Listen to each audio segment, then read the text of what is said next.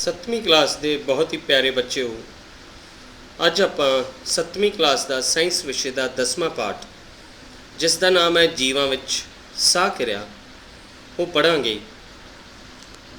ਬੱਚਿਓ, ਜੇ ਸਾਹ ਨਾ ਹੁੰਦੇ ਤਾਂ ਸ਼ਾਇਦ ਕੁਝ ਵੀ ਨਾ ਹੁੰਦਾ। ਇੱਕ ਬੜੀ ਸਿੰਪਲ ਜੀ ਉਦਾਹਰਣ ਹੈ ਕਿ ਜਦੋਂ ਤੁਸੀਂ ਗਰਾਊਂਡ ਵਿੱਚ ਭੱਜਦੇ ਆ, ਬੜੀ ਤੇਜ਼ੀ ਨਾਲ ਭੱਜੇ ਆ ਤੁਸੀਂ, ਤਾਂ ਇੱਕਦਮ ਰੁਕਦੇ ਆ ਤਾਂ ਤੁਹਾਡੇ ਸਾਹ ਤੇਜ਼ ਹੋਏ ਹੁੰਦੇ ਆ,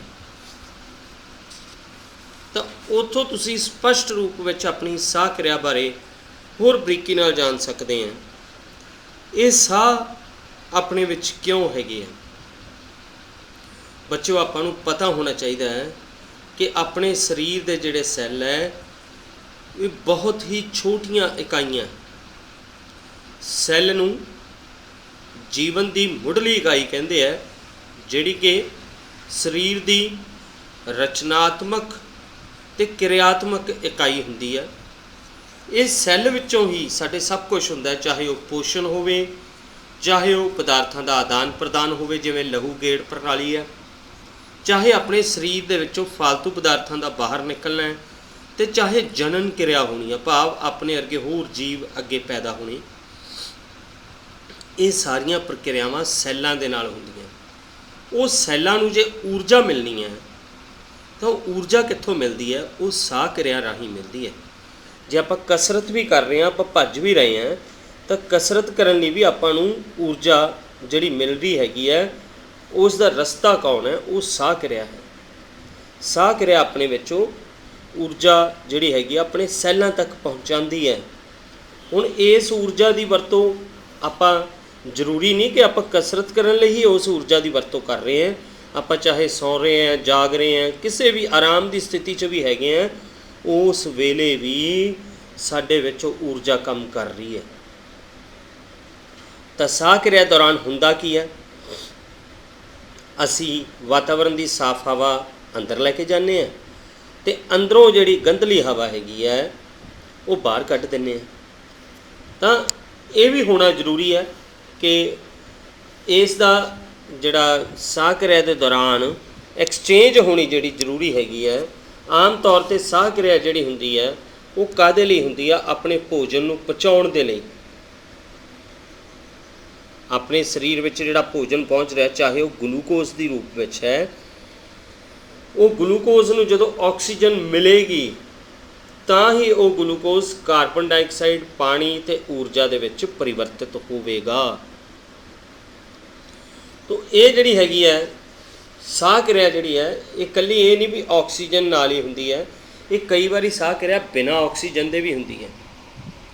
ਜਿਹੜੀ ਫੈਕਟਰੀਆਂ ਦੇ ਵਿੱਚ ਸ਼ਰਾਬ ਤਿਆਰ ਕੀਤੀ ਜਾਂਦੀ ਹੈਗੀ ਹੈ, ਉਸ ਦੇ ਵਿੱਚ ਇੱਕ ਪ੍ਰਕਿਰਿਆ ਵਾਪਰਦੀ ਹੈ, ਜਿਸ ਵਿੱਚ ਕਿ ਜਿਹੜਾ ਫਲਾਂ ਦੇ ਰਸ ਨੂੰ ਜਾਂ ਕਣਕ ਜਾਂ ਬਾਜਰਾ, ਉਹਨਾਂ ਤੋਂ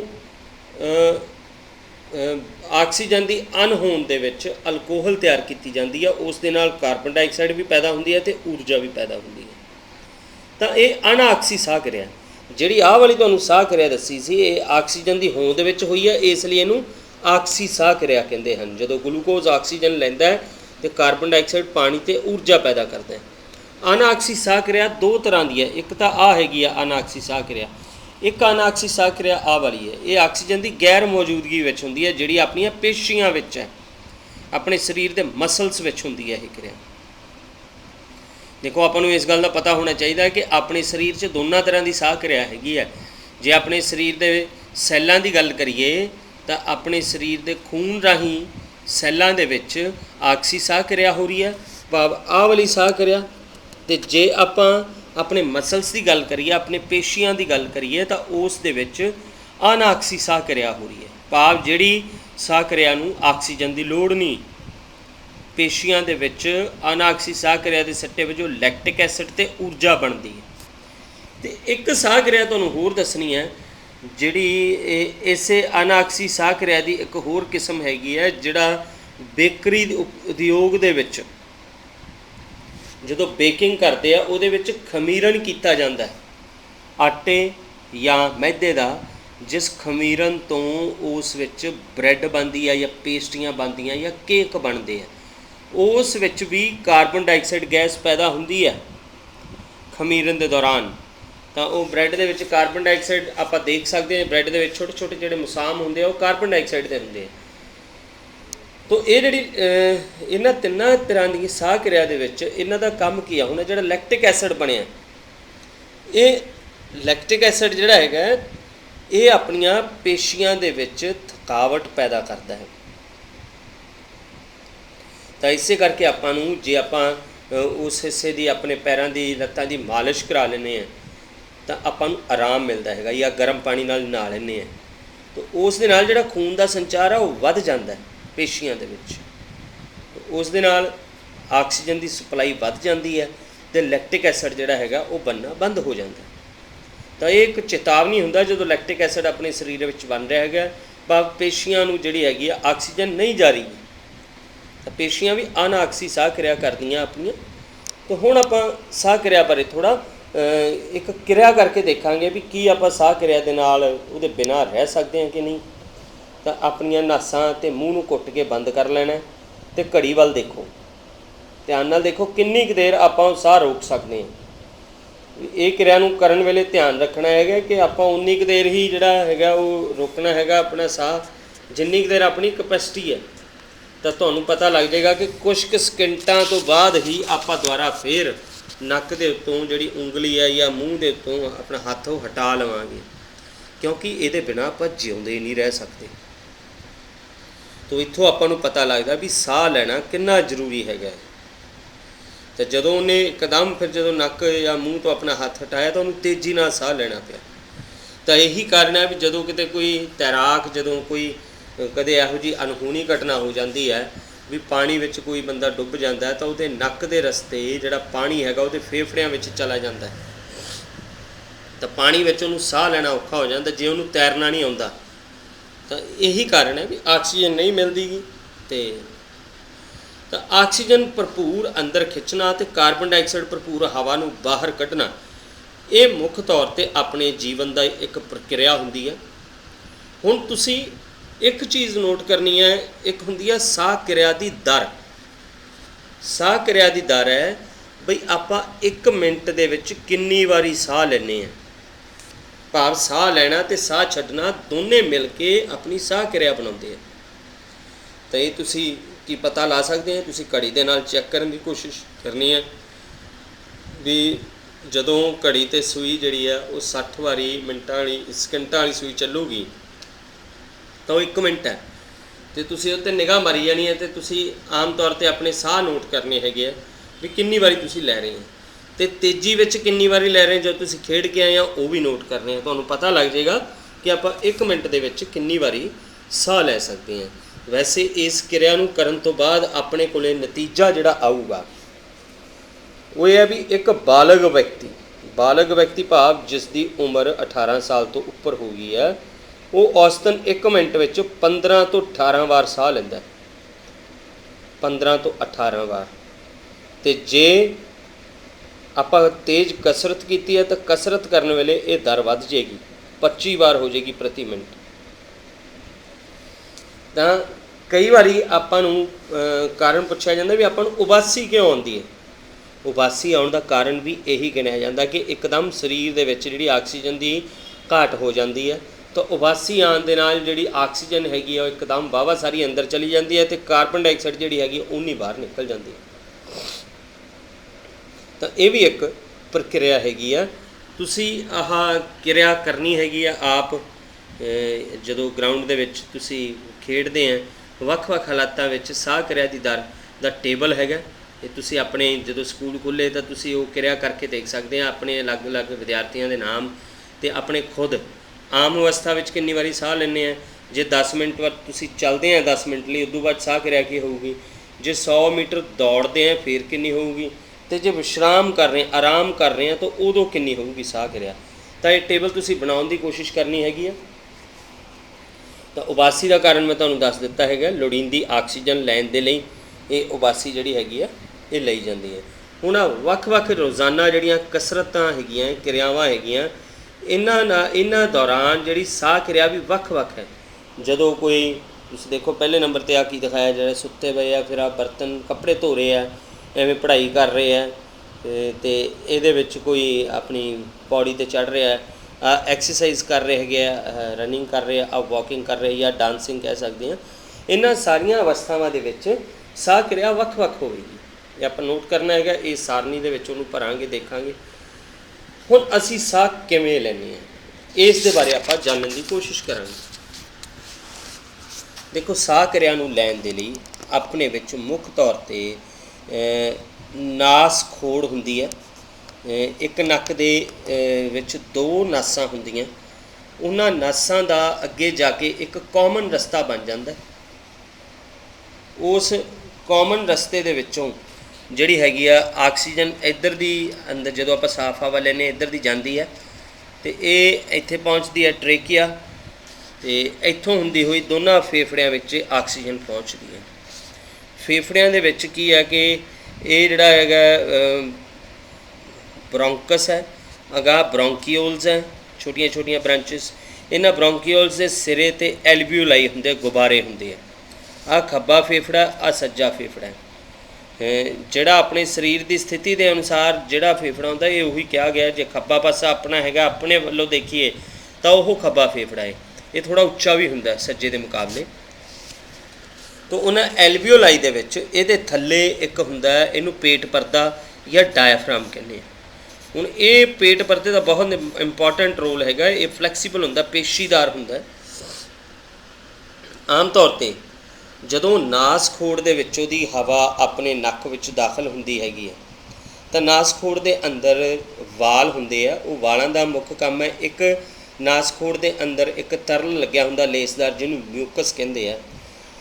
ਉਹ ਲੱਗੇ ਹੋਣ ਦਾ ਭੂਮਿਕਾ ਇਹ ਹੈਗੀ ਹੈ ਕਿ ਜਦੋਂ ਹਵਾ ਅੰਦਰ ਜਾਂਦੀ ਹੈ ਤਾਂ ਹਵਾ ਵਿੱਚ ਕਈ ਵਾਰੀ ਮਿੱਟੀ ਦੇ ਕਣ ਵੀ ਹੁੰਦੇ ਆ, ਤਾਂ ਜਿਹੜੇ ਵਾਲ ਹੈਗੇ ਆ ਉਹ ਮਿੱਟੀ ਦੇ ਕਣਾਂ ਨੂੰ ਰੋਕ ਲੈਂਦੇ ਆ, ਅਤੇ ਉਹ ਮਿੱਟੀ ਦੇ ਕਣ ਲੱਗ ਕਾਹਦੇ ਵਿੱਚ ਜਾਂਦੇ ਆ, ਮਿਊਕਸ ਦੇ ਵਿੱਚ ਜਾਂਦੇ ਆ। ਆਪਣੀ ਤਰਲ ਜਿਹੜਾ ਨੱਕ ਦੇ ਅੰਦਰ ਲੱਗਿਆ ਹੁੰਦਾ ਉਹਦੇ ਵਿੱਚ ਉਹ ਚਿੰਬੜ ਜਾਂਦੇ ਆ। ਉਸ ਤੋਂ ਬਾਅਦ ਸਾਫ਼ ਹਵਾ ਅੱਗੇ ਜਾਂਦੀ ਹੈ। ਸਾਫ਼ ਹਵਾ ਜਿਹੜਾ ਫੇਫੜਿਆਂ ਤੋਂ ਛਾਤੀ ਖੋੜ ਦੇ ਵਿੱਚ ਪਹੁੰਚ ਜਾਂਦੀ ਹੈਗੀ ਹੈ। ਤਾਂ ਛਾਤੀ ਖੋੜ ਜਿਹੜਾ ਪਾਸਿਆਂ 'ਤੇ ਪਸਲੀਆਂ ਨਾਲ ਘਿਰੀ ਹੁੰਦੀ ਹੈ। ਇਹ ਪਸਲੀਆਂ ਜਿਹੜੀਆਂ ਹੈਗੀਆਂ ਆਪਣੇ ਫੇਫੜੇ ਨੂੰ ਵੀ ਬਚਾਉਂਦੀਆਂ, ਅਤੇ ਅੰਦਰ ਇਹਨਾਂ ਦੇ ਦੋਨਾਂ ਫੇਫੜਿਆਂ ਦੇ ਵਿਚਾਲੇ ਜੇ ਦਿਲ ਵੀ ਹੁੰਦਾ, ਉਹਨੂੰ ਵੀ ਇਹ ਬਚਾਉਂਦੀਆਂ ਹੈਗੀਆਂ। ਤਾਂ ਥੱਲੜੇ ਪਾਸੇ ਡਾਇਆਫਰਾਮ, ਜਿਹਨੂੰ ਆਪਾਂ ਪੇਟ ਪਰਦਾ ਵੀ ਕਹਿ ਦਿੰਦੇ ਹੈਗੇ ਆ, ਇਹ ਪਸਲੀਆਂ ਅਤੇ ਡਾਇਆਫਰਾਮ ਜਿਹੜਾ ਹੈਗਾ, ਪਸਲੀਆਂ ਤਾਂ ਬਾਹਰਲੇ ਪਾਸਿਓਂ ਅਤੇ ਡਾਇਆਫਰਾਮ ਥੱਲੜੇ ਪਾਸਿਓਂ ਜਿਹੜਾ ਫੇਫੜਿਆਂ ਨੂੰ ਬਚਾਉਣ ਦਾ ਕੰਮ ਕਰਦਾ ਹੈਗਾ। ਸਾਹ ਅੰਦਰ ਲੈਣ ਵੇਲੇ ਜਿਹੜੀਆਂ ਪਸਲੀਆਂ ਹੈਗੀਆਂ, ਸਾਹ ਅੰਦਰ ਲੈਣ ਵੇਲੇ ਪਸਲੀਆਂ ਬਾਹਰ ਨੂੰ ਗਤੀ ਕਰਦੀਆਂ, ਠੀਕ ਹੈ ਨਾ। ਇਹ ਗੱਲ ਨੋਟ ਕਰਨੀ ਹੈ ਕਿ ਸਾਹ ਅੰਦਰ ਲੈਣ ਵੇਲੇ ਪਸਲੀਆਂ ਉੱਪਰ ਅਤੇ ਬਾਹਰ ਵੱਲ ਗਤੀ ਕਰਦੀਆਂ, ਅਤੇ ਡਾਇਆਫਰਾਮ ਜਿਹੜਾ ਹੇਠਾਂ ਵੱਲ ਗਤੀ ਕਰਦਾ। ਇਹ ਤੁਸੀਂ ਐਰੋ ਦੇ ਨਾਲ ਇੰਡੀਕੇਟ ਕੀਤਾ ਹੋਇਆ, ਇਹਦੇ ਨਾਲ ਦੇਖ ਸਕਦੇ ਹਾਂ ਕਿ ਕਿਹੜੇ ਪਾਸੇ ਇਹ ਗਤੀ ਕਰਦੀ ਜਦੋਂ ਸਾਹ ਅੰਦਰ ਲਿਆ ਜਾਂਦਾ ਹੈ। ਤਾਂ ਇਸ ਨਾਲ ਕੀ ਹੁੰਦਾ ਹੈ ਕਿ ਛਾਤੀ ਦਾ ਜਿਹੜਾ ਆਇਤਨ ਹੈਗਾ, ਛਾਤੀ ਖੋੜ ਦਾ, ਉਹ ਵੱਧ ਜਾਂਦਾ ਹੈ। ਜਦੋਂ ਕਿਸੇ ਚੀਜ਼ ਦਾ ਆਇਤਨ ਵੱਧ ਗਿਆ, ਇਹਦਾ ਮਤਲਬ ਅੰਦਰ ਜਗ੍ਹਾ ਬਣ ਗਈ ਆ, ਅੰਦਰ ਜਿਹੜਾ ਦਬਾਅ ਹੈਗਾ ਉਹ ਘਟ ਗਿਆ।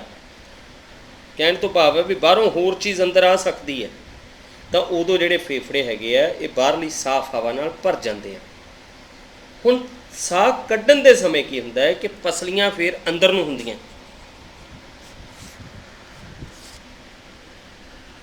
ਪਸਲੀਆਂ ਹੇਠਾਂ ਅਤੇ ਅੰਦਰ ਵੱਲ ਆ ਜਾਂਦੀਆਂ, ਅਤੇ ਡਾਇਆਫਰਾਮ ਜਿਹੜਾ ਹੈਗਾ ਇਹ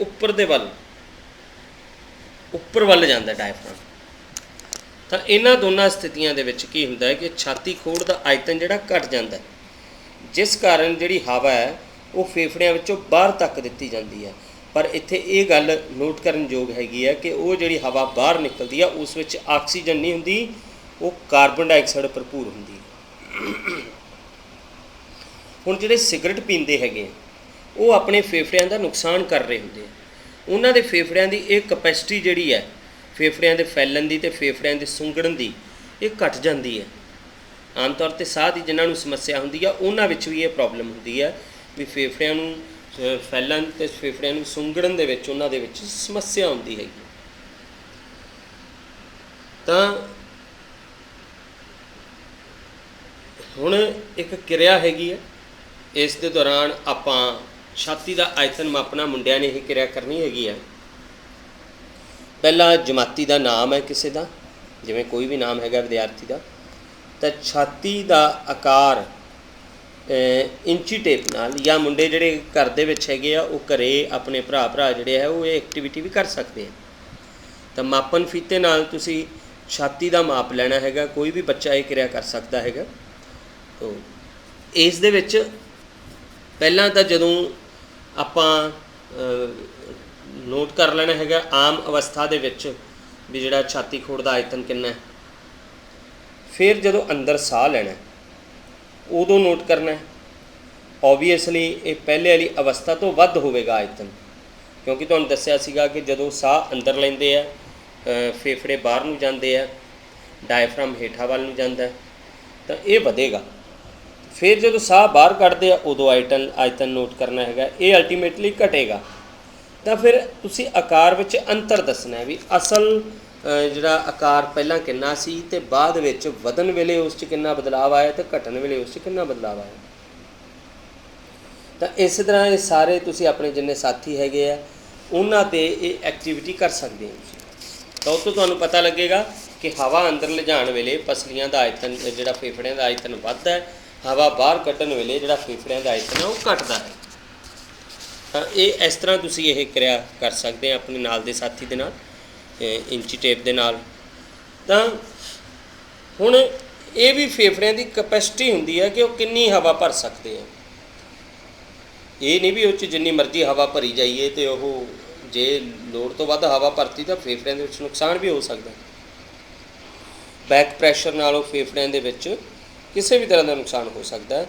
ਹੁਣ ਆਪਾਂ ਇੱਕ ਕਿਰਿਆ ਕਰਨੀ ਹੈ ਜਿਸ ਦੇ ਵਿੱਚ ਆਪਾਂ ਫੇਫੜਿਆਂ ਦੀ ਕਾਰਜ ਵਿਧੀ ਦੇਖਾਂਗੇ। ਇਸ ਤਰ੍ਹਾਂ ਇੱਕ ਬੋਤਲ ਨੂੰ ਆਪਾਂ ਉਸ ਦੇ ਉੱਪਰਲੇ ਢੱਕਣ ਦੇ ਵਿੱਚ ਮੋਰੀ ਕਰਕੇ ਉਹਦੇ ਵਿੱਚ ਇੱਕ ਸਟਰੋ ਪਾਵਾਂਗੇ। ਫਿਰ ਇੱਕ ਸਟਰੋ ਦੇ ਵਿੱਚ ਆਪਾਂ ਇੱਕ ਹੋਰ ਸਟਰਾ ਫਿੱਟ ਕਰਾਂਗੇ, ਉੱਤੇ ਟੇਪ ਲਾ ਦਾਂਗੇ ਚੰਗੀ ਤਰ੍ਹਾਂ, ਤਾਂ ਕਿ ਇੱਧਰੋਂ ਜੇ ਹਵਾ ਬਲੋ ਕਰੀਏ ਤਾਂ ਦੋਨੇ ਪਾਸੇ ਬਰਾਬਰ ਜਾਵੇ। ਤਾਂ ਉਹਨਾਂ ਦੋਨਾਂ ਸਟਰਾ ਜਿਹੜੇ ਹੈਗੇ ਉਹਨਾਂ ਦੇ ਐਂਡ 'ਤੇ ਆਪਾਂ ਗੁਬਾਰੇ ਲਾ ਦਾਂਗੇ। ਗੁਬਾਰੇ ਲਾ ਕੇ ਇੱਥੋਂ ਚੰਗੀ ਤਰ੍ਹਾਂ ਉਹਨਾਂ ਨੂੰ ਕੱਸ ਦਾਂਗੇ। ਕੱਸਣ ਵੇਲੇ ਧਿਆਨ ਰੱਖਣਾ ਹੈ ਕਿਤੇ ਆ ਜਿਹੜੇ ਸਟਰੋ ਹੈਗੇ ਆ ਬੰਦ ਨਾ ਹੋ ਜਾਣ, ਜਾਂ ਟੇਪ ਨਾਲ ਵੀ ਲਾ ਸਕਦੇ ਹਾਂ ਜਾਂ ਧਾਗੇ ਨਾਲ ਵੀ ਉਹਨੂੰ ਨੱਪ ਸਕਦੇ ਹੈਗੇ ਆ। ਹੁਣ ਬੋਤਲ ਜਿਹੜੀ ਹੈਗੀ ਆ, ਜਿਵੇਂ ਪਲਾਸਟਿਕ ਦੀ ਬੋਤਲ ਹੁੰਦੀ ਕੋਲਡ ਡਰਿੰਕ ਦੀ, ਥੱਲੜੇ ਪਾਸੇ ਉਹ ਕੱਟ ਕੇ ਉਹਦੇ ਉੱਤੇ ਆਪਾਂ ਜਿਹੜਾ ਗੁਬਾਰਾ ਵੱਡਾ ਹੈਗਾ ਉਹ ਚੜ੍ਹਾ ਦੇਣਾ। ਅਤੇ ਹੁਣ ਆਪਾਂ ਇਹਦੀ ਕਾਰਜ ਵਿਧੀ ਦੇਖਾਂਗੇ। ਜਦੋਂ ਆਪਾਂ ਇਹਨੂੰ ਜਿਹੜਾ ਥੱਲੇ ਗੁਬਾਰਾ ਲਾਇਆ ਸੀਗਾ ਉਹਦੀ ਰਬੜ ਨੂੰ ਥੱਲੇ ਖਿੱਚਾਂਗੇ, ਥੱਲੇ ਖਿੱਚਣ ਵੇਲੇ ਕੀ ਹੋਵੇਗਾ ਕਿ ਇਹਨਾਂ ਗੁਬਾਰਿਆਂ ਦੇ ਵਿੱਚ ਇਹਨਾਂ 'ਚ ਫੁਲਾਵਟ ਸ਼ੁਰੂ ਹੋ ਜਾਏਗੀ, ਇਹ ਫੁੱਲਣੇ ਸ਼ੁਰੂ ਹੋ ਜਾਣਗੇ। ਭਾਵ ਇੱਥੇ ਦਬਾਅ ਘਟ ਗਿਆ। ਦਬਾਅ ਘਟਣ ਦੇ ਨਾਲ ਬਾਹਰੋਂ ਹਵਾ ਜਿਹੜੀ ਆ ਅੰਦਰ ਨੂੰ ਆ ਗਈ, ਤਾਂ ਉਸ ਹਵਾ ਅੰਦਰ ਆਉਣ ਦੇ ਸਿੱਟੇ ਵਜੋਂ ਗੁਬਾਰੇ ਵੀ ਫੁੱਲ ਗਏ। ਪਰ ਜਦੋਂ ਉਸ ਨੂੰ ਵਾਪਸ ਛੱਡਿਆ ਜਾਂਦਾ ਅਤੇ ਉਹਨੂੰ ਉੱਪਰ ਕੀਤਾ ਜਾਂਦਾ ਹੈਗਾ ਇਸ ਥੱਲੇ ਰਬੜ ਸ਼ੀਟ ਨੂੰ, ਤਾਂ ਇਹ ਜਿਹੜੇ ਗੁਬਾਰੇ ਹੈਗੇ ਆ ਇਹ ਸੁੰਗੜਨੇ ਸ਼ੁਰੂ ਹੋ ਜਾਂਦੇ ਆ। ਭਾਵ ਦਬਾਅ ਉਲਟ ਦਿਸ਼ਾ ਵਿੱਚ ਹੋ ਗਿਆ, ਬਾਹਰ ਵੱਲ ਨੂੰ ਦਬਾਅ ਪੈ ਗਿਆ। ਤਾਂ ਆਹ ਵਾਲੀ ਅਵਸਥਾ ਉਹ ਹੈ ਜਦੋਂ ਆਪਾਂ ਹਵਾ ਅੰਦਰ ਲੈ ਕੇ ਜਾਂਦੇ ਹਾਂ। ਆਹ ਅਵਸਥਾ ਉਦੋਂ ਹੈ ਜਦੋਂ ਹਵਾ ਬਾਹਰ ਕੱਢਦੇ ਹੈਗੇ ਆ। ਤਾਂ ਇਹਦੇ ਨਾਲ ਆਪਾਂ ਨੂੰ ਫੇਫੜਿਆਂ ਦੀ ਕਾਰਜ ਵਿਧੀ ਵੀ ਪਤਾ ਲੱਗ ਗਈ ਕਿ ਜਦੋਂ ਹਵਾ ਅੰਦਰ ਨੂੰ ਆਉਂਦੀ ਹੈ, ਇਸ ਤਰ੍ਹਾਂ ਆਪਾਂ ਹਵਾ ਅੰਦਰ ਨੂੰ ਖਿੱਚੀ ਹੈ, ਥੱਲੇ ਨੂੰ ਰਬੜ ਸ਼ੀਟ ਨੂੰ ਖਿੱਚ ਕੇ, ਤਾਂ ਜਿਹੜੇ ਫੇਫੜੇ ਆ ਉਹ ਫੁੱਲਦੇ ਆ, ਦਬਾਅ ਘਟਦਾ, ਉਹਨਾਂ ਵਿੱਚ ਹੋਰ ਹਵਾ ਆ ਸਕਦੀ ਹੈ। ਪਰ ਜਦੋਂ ਇਹਨਾਂ ਦੀ ਹਵਾ ਦੀ ਕੈਪੈਸਿਟੀ ਖਤਮ ਹੋ ਗਈ, ਹੁਣ ਇਹ ਨਹੀਂ ਲੈ ਸਕਦੇ ਹਵਾ, ਫਿਰ ਉਹਨਾਂ ਨੂੰ ਹਵਾ ਬਾਹਰ ਕੱਢਣੀ ਪੈਂਦੀ ਹੈ। ਫਿਰ ਉਹ ਬਾਹਰ ਕੱਢਣ ਵੇਲੇ ਕੀ ਕਰਦੇ ਹੈਗੇ ਆ, ਇਹ ਜਿਹੜਾ ਡਾਇਫਰਾਮ ਆ ਉੱਪਰ ਨੂੰ ਜਾਂਦਾ ਹੈ, ਡਾਇਫਰਾਮ ਉੱਪਰ ਨੂੰ, ਪਸਲੀਆਂ ਅੰਦਰ ਨੂੰ, ਜਿਸ ਨਾਲ ਹਵਾ ਜਿਹੜੀ ਬਾਹਰ ਨਿਕਲਦੀ ਹੈ। ਤਾਂ ਇਹ ਅਵਸਥਾ ਹੈਗੀ ਆ। ਉਸ ਅਵਸਥਾ ਦੇ ਲਈ ਆਪਾਂ ਇੱਕ ਸਿੰਪਲ ਜਿਹਾ ਮਾਡਲ ਬਣਾ ਸਕਦੇ ਹੈਗੇ। ਅਤੇ ਇਹ ਤੁਸੀਂ ਬਣਾਉਣ ਵੇਲੇ ਧਿਆਨ ਰੱਖਣਾ ਹੈਗਾ ਕਿ ਇਹ ਢੱਕਣ ਦੇ ਵਿੱਚ, ਚਾਹੇ ਢੱਕਣ ਦੀ ਥਾਂ 'ਤੇ ਕਾਰਕ ਪਾ ਕੇ ਵੀ ਤੁਸੀਂ ਕਰ ਸਕਦੇ ਆ, ਜਾਂ ਤੁਸੀਂ ਬੋਤਲ ਦੇ ਢੱਕਣ ਦੇ ਵਿੱਚ ਵੀ ਇਹ ਕਾਰਕ ਸਟਰੋ ਜਿਹੜਾ ਫਿੱਟ ਕਰਕੇ ਬੜੇ ਧਿਆਨ ਨਾਲ ਇਹ ਜਿਹੜੇ ਥੱਲੜੇ ਪਾਸਿਓਂ ਪਾਓਗੇ ਤਾਂ ਜ਼ਿਆਦਾ ਬੈਟਰ ਹੈ। ਜੇ ਤੁਸੀਂ ਇਹਨੂੰ ਉੱਪਰੋਂ ਢੱਕਣ ਵਿੱਚੋਂ ਕੱਢੋਗੇ, ਨਹੀਂ ਤਾਂ ਜੇ ਉੱਤੋਂ ਦੀ ਆਹ ਗੁਬਾਰੇ ਪਾਓਗੇ ਤਾਂ ਇਹ ਹੋ ਸਕਦਾ ਵੀ ਇਹ ਫਟ ਜਾਣ। ਤਾਂ ਥੱਲੋਂ ਪਾ ਕੇ ਉਸ ਨੂੰ ਢੱਕਣ ਲਾ ਕੇ ਪੂਰੀ ਤਰ੍ਹਾਂ ਉੱਤੇ फिर थल्ले रबड़ शीट जी चढ़ानी हैगी, वो मतलब गुब्बारा जोड़ा वड्डा है वो थल्ले चढ़ाना है। तो हुण आपां इस क्रिया नूं समझण तो बाद ये एक पुख्ता प्रमाण करना है कि जिहड़ी आपां साह क्रिया के दौरान बाहर हवा छड्डदे हां उहदे विच हुंदा की है। तो उस विचली कार्बन डाइऑक्साइड की परख करन लई आपां चूने के पानी नाल उहदी क्रिया करांगे। चूने का पानी आम तौर पर लैब में आपां नूं लाइम वाटर मिल जाता है, नहीं तो आप कैल्शियम ऑक्साइड ते पानी दोनों थोड़ा थोड़ा उसका कैल्शियम ऑक्साइड के थोड़े जे उस क्रिस्टल पा के पानी दे विच उहनूं घोल के बाद पानी नूं छान लवांगे तो उहदे नाल भी चूने का पानी अपने को लैब विच तैयार हो जाता है। फ्रैश चूने का पानी सब तो वधिया रहिंदा। तो उस चूने के पानी नूं आपां एक टैस्ट ट्यूब दे विच पा के विच स्ट्रॉ दे नाल आपां फूक मारांगे, फूक हौली हौली मारांगे। उस विच फूक मारन का मकसद है भी विच कार्बन डाइऑक्साइड गैस आपां पहुँचा रहे हैं। तो उहदे नाल इस विच चूने का पानी जिहड़ा दूधिया हो जाएगा। दूधिया होने तो भाव है भी उस चूने के पानी नाल कैल्शियम हाइड्रोक्साइड के नाल कार्बन डाइऑक्साइड की जिहड़ी क्रिया हो, तो उस कार्बन डाइऑक्साइड की क्रिया के नाल कुछ दूधियापन आ जाएगा, जो कि आपां नूं इस गल का प्रूफ दिंदा है कि जिहड़ी अपनी हवा आपां बाहर छड्डदे हैं उस दे विच कार्बन डाइऑक्साइड हुंदी है। इस तरह आपां होर जीवां दे विच साह क्रिया के बारे पता करांगे, पर एक प्रतिशत मात्रा तुसीं नोट कर लो कि जदों असीं साह अंदर लैके जाने तो बाहर हवा छड्डदे हैगे आ तो आक्सीजन तो कार्बन डाइऑक्साइड का जिहड़ा प्रतिशत अनुपात है, साह राही अंदर ली गई हवा जिहड़ी उह 21% आक्सीजन हुंदी है तो 0.04% कार्बन डाइऑक्साइड हुंदी है, पर जिहड़ी आपां बाहर छड्डदे हैं उस दे विच 16.4% आक्सीजन हुंदी है तो 4.4% कार्बन डाइऑक्साइड हुंदी है। तो इस तो ये आपां नूं पता लगदा कि सारी की सारी आक्सीजन नहीं अपने फेफड़िਆਂ 'ਚ जाती, ਉਹਦਾ लगभग तो जे देखा जाए तो 25% हिस्सा ही अपने कोले जिहड़ा फेफड़िਆਂ तक जाता है, बाकी का 75% बाहर निकल जाता है। तो होर जंतुओं में साह क्रिया जिवें इत्थे आपां नूं बहुत सारे जानवर दस्से हैगे, इन्हां दे विच अलग अलग ढंग हैगे है, चाहे हाथी है, शेर है, गां, बकरी, डड्डू, छिपकली, सप, पंछी आदि, इन्हां सारियां च मनुख वांग जिहड़ी छाती खोड़ जिहड़ी हैगी है जंतुओं की छाती खोड़ विच मनुखों वांग फेफड़े हुंदे हन। तो ये किवें करदे हन? इन्हां दे मनुखों के फेफड़िਆਂ वर्गे ही साह के अंग हुंदे हैं।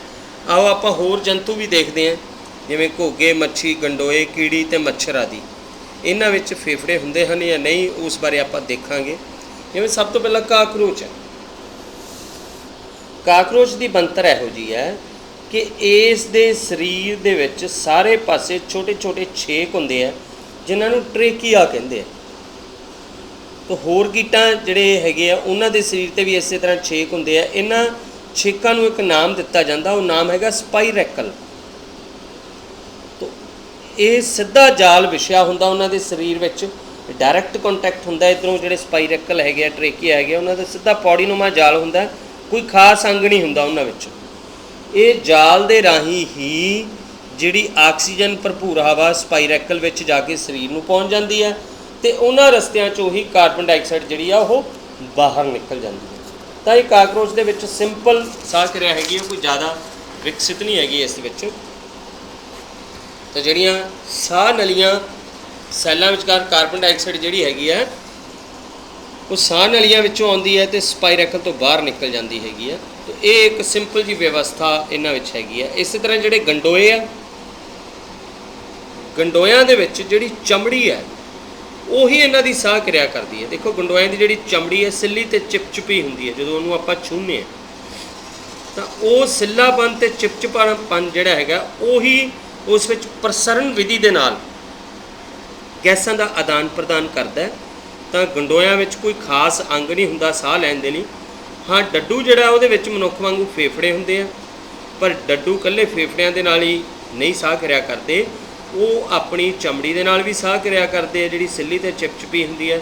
ਇੱਕ ਉਹ ਆਪਣੀ ਮੂੰਹ ਖੋੜ ਨਾਲ ਵੀ ਸਾਹ ਕਿਰਿਆ ਕਰਦੇ ਆ। ਕਦੀ ਨੋਟ ਕਰਿਓ ਡੱਡੂ ਜਿਹੜਾ ਆਪਣਾ ਮੂੰਹ ਥੱਲੇ ਪਾਸੇ ਉਸ ਵਿੱਚੋਂ ਹਿੱਲ ਜੁਲ ਹੁੰਦੀ ਰਹਿੰਦੀ, ਉਹ ਨੀਵਾਂ ਉੱਚਾ ਹੁੰਦਾ ਰਹਿੰਦਾ, ਭਾਵ ਉਹ ਆਪਣੀ ਜਿਹੜੀ ਮੂੰਹ ਦੀ ਥੈਲੀ ਹੈਗੀ ਆ ਉਹਦੇ ਨਾਲ ਵੀ ਸਾਹ ਕਿਰਿਆ ਕਰਦੇ ਆ। ਹੁਣ ਪਾਣੀ ਵਿੱਚ ਸਾਹ ਕਿਰਿਆ ਕਿਵੇਂ ਹੁੰਦੀ ਹੈ? ਜਿਵੇਂ ਮੱਛੀ ਆ, ਮੱਛੀ ਦੇ ਵਿੱਚ ਕੀ ਹੁੰਦਾ ਹੈ, ਆ ਮੱਛੀ ਵਿੱਚ ਗਲਫੜੇ ਆ ਜਿਹੜੇ ਕਿ ਉਸਦੀ ਸਰੀਰਕ ਬਣਤਰ ਦੇ ਬਾਹਰ ਹੀ ਹੁੰਦੇ ਆ। ਗਲਫੜੇ ਕੀ ਕਰਦੇ ਹੈਗੇ ਆ, ਇਹ ਚਮੜੀ ਤੋਂ ਬਾਹਰ ਵੱਲ ਹੀ ਨਿਕਲੇ ਹੁੰਦੇ ਆ ਅਤੇ ਆਮ ਤੌਰ 'ਤੇ ਇਹ ਪਾਣੀ ਵਿੱਚੋਂ ਸਿੱਧੀ ਆਕਸੀਜਨ ਲੈਂਦੇ ਆ। ਤਾਂ ਖੂਨ ਵਹਿਣੀਆਂ ਦੀ ਸੰਖਿਆ ਇਹਦੇ 'ਚ ਜ਼ਿਆਦਾ ਹੁੰਦੀ ਹੈ, ਤਾਂ ਉਹ ਸਿੱਧੀ ਆਕਸੀਜਨ ਲੈ ਕੇ ਅੰਦਰ ਲੈ ਜਾਂਦੇ ਆ ਅਤੇ ਉਸੇ ਗਲਫੜਿਆਂ ਦੇ ਰਸਤੇ ਹੀ ਸਰੀਰ ਵਿੱਚੋਂ ਫਾਲਤੂ ਜਿਹੜੀ ਕਾਰਬਨ ਡਾਈਆਕਸਾਈਡ ਆ ਉਹ ਬਾਹਰ ਨਿਕਲ ਜਾਂਦੀ ਹੈ ਇਹਨਾਂ ਦੇ ਵਿੱਚ। ਤਾਂ ਇਸ ਤਰ੍ਹਾਂ ਇਹਨਾਂ ਵਿੱਚ ਗੈਸਾਂ ਦਾ ਵਟਾਂਦਰਾ ਹੁੰਦਾ ਹੈ। ਜਿਹੜੀ ਡੋਲਫਿਨ ਆ ਉਹਦੇ 'ਤੇ ਵੇਲ ਬਾਰੇ ਮੈਂ ਤੁਹਾਨੂੰ ਪਹਿਲਾਂ ਹੀ ਦੱਸ ਚੁੱਕਿਆ ਕਿ ਉਹ ਬਾਰ-ਬਾਰ ਮੂੰਹ ਆਪਣਾ ਸਮੁੰਦਰ 'ਚੋਂ ਜਾਂ ਤਲ 'ਚੋਂ ਪਾਣੀ ਦੇ ਸਤ੍ਹਾ ਤੋਂ ਬਾਹਰ ਕੱਢਦੀਆਂ ਅਤੇ ਬਾਹਰੋਂ ਆਕਸੀਜਨ ਉਨੀ ਕੁ ਲੈ ਲੈਂਦੀਆਂ ਜਿੰਨੀ ਕੁ ਨਾਲ ਉਹ ਪਾਣੀ ਵਿੱਚ ਰਹਿ ਸਕਦੀਆਂ, ਫਿਰ ਉਹ ਦੁਬਾਰਾ ਬਾਹਰ ਕੱਢਦੇ ਆ ਮੂੰਹ। ਤਾਂ ਇਸ ਤਰ੍ਹਾਂ ਕਰਕੇ ਉਹ ਜਿਹੜਾ ਹੈਗਾ ਆਪਣੀ ਸਾਹ ਕਿਰਿਆ ਕਰਦੇ।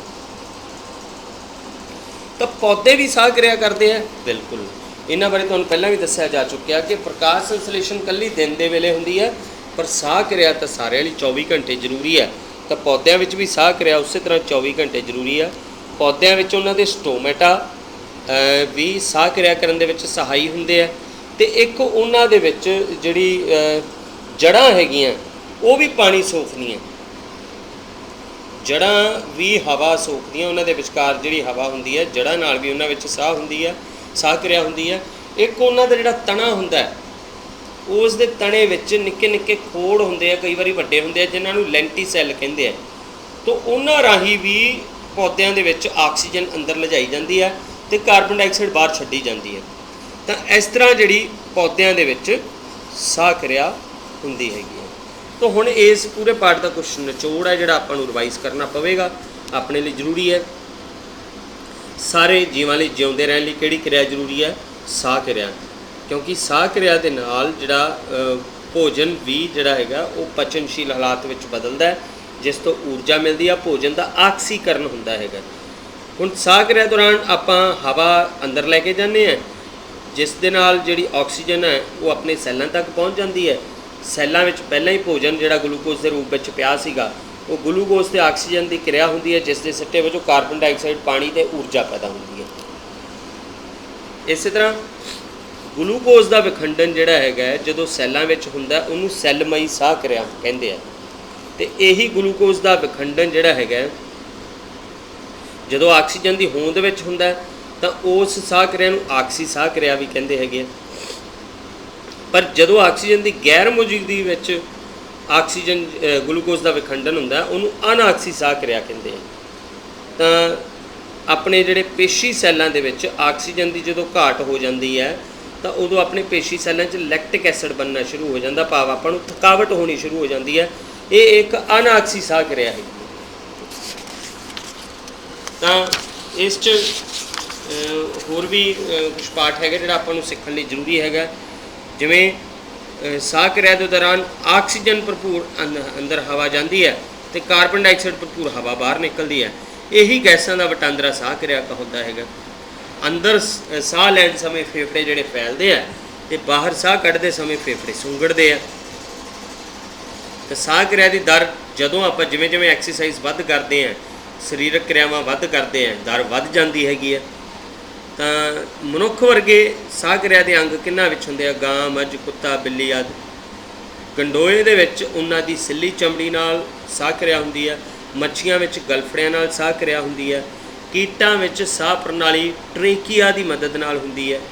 ਅਤੇ ਇਸੇ ਤਰ੍ਹਾਂ ਪੌਦਿਆਂ ਵਿੱਚ ਸਾਹ ਕਿਰਿਆ ਜੜ੍ਹਾਂ ਦੇ ਵਿੱਚ ਮੌਜੂਦ ਹਵਾ ਦੇ ਕਣਾਂ ਰਾਹੀਂ ਹੁੰਦੀ ਹੈ ਅਤੇ ਪੱਤਿਆਂ ਵਿੱਚ ਬਰੀਕ ਛੇਕ ਜਿਨ੍ਹਾਂ ਨੂੰ ਸਟੋਮੈਟਾ ਕਹਿੰਦੇ ਆ ਉਹਨਾਂ ਨਾਲ ਸਾਹ ਕਿਰਿਆ ਹੁੰਦੀ ਹੈ। ਅਤੇ ਇਸ ਤਰ੍ਹਾਂ ਪੌਦਾ ਸੈੱਲਾਂ ਵਿੱਚ ਗਲੂਕੋਜ਼ ਦਾ ਵਿਖੰਡਨ ਹੁੰਦਾ ਹੈ, ਜਿਵੇਂ ਕਿ ਬਾਕੀ ਜੀਵਾਂ ਵਿੱਚ ਗਲੂਕੋਜ਼ ਦਾ ਵਿਖੰਡਨ ਹੁੰਦਾ ਹੈ। ਹੁਣ ਮੁੱਖ ਮਕਸਦ ਤਾਂ ਇਹੀ ਹੈ ਵੀ ਪੌਦੇ ਜਿਹੜਾ ਆਪਣਾ ਭੋਜਨ ਆਪ ਤਿਆਰ ਕਰਦੇ ਆ, ਪਰ ਆਪਾਂ ਉਹਨਾਂ ਤੋਂ ਖੋਹ ਲੈਂਦੇ ਹਾਂ। ਜੇ ਆਪਾਂ ਨਾ ਖੋਈਏ ਤਾਂ ਪੌਦਿਆਂ ਕੋਲ ਭਰਪੂਰ ਭੋਜਨ ਹੋਵੇ, ਪੌਦੇ ਸਾਰੇ ਪਾਸੇ ਜਿਉਂਦੇ ਰਹਿਣ।